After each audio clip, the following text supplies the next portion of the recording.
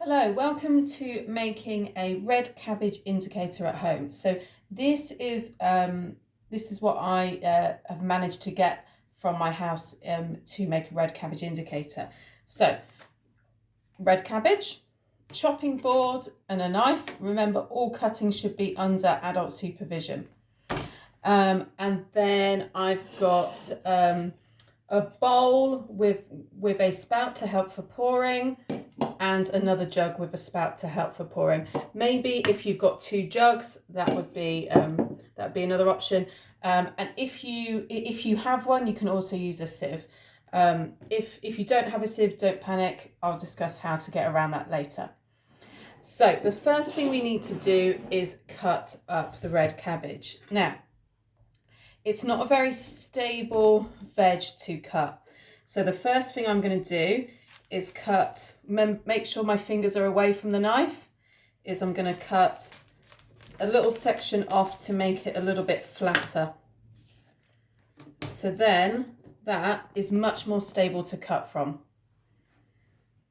So all you need is about a quarter of the cabbage. So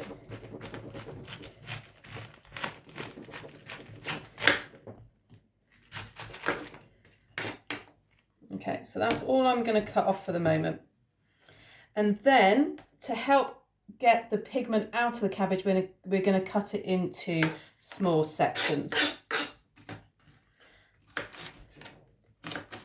So again, I'm always keeping my fingers away from the knife.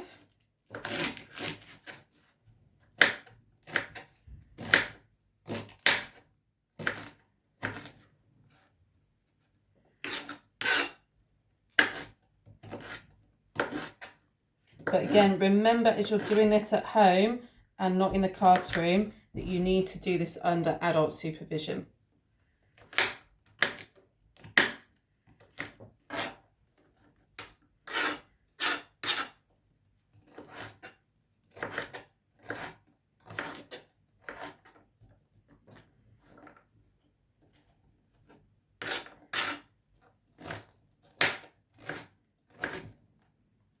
Again, always keeping my fingers and thumb out of the way of the knife.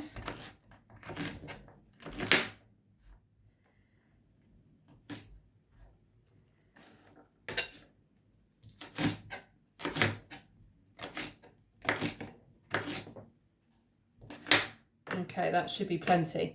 So I'm going to put this to one side. And I'm going to put this into my first jug or bowl that has a spout on.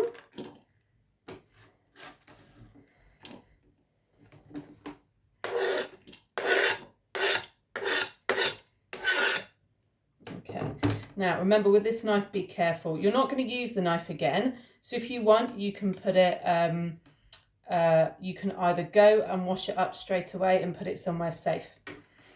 So I'm going to make sure, because I don't need my chopping board again, that I'm going to keep it out the way, somewhere safe. I'm then going to put some freshly boiled water into it. So again, this is hot, so be careful. Always make sure that you're standing back just in case there's any spills. And I'm going to pour it so it covers the cabbage. Okay, so this is where you can use a spoon and maybe stir it for a minute, but I suggest leaving that now for 1 hour to get as much of the pigment out as possible.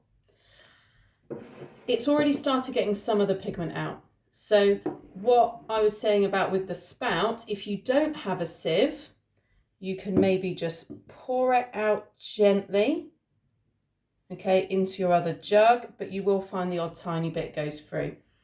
But after you've left it for an hour,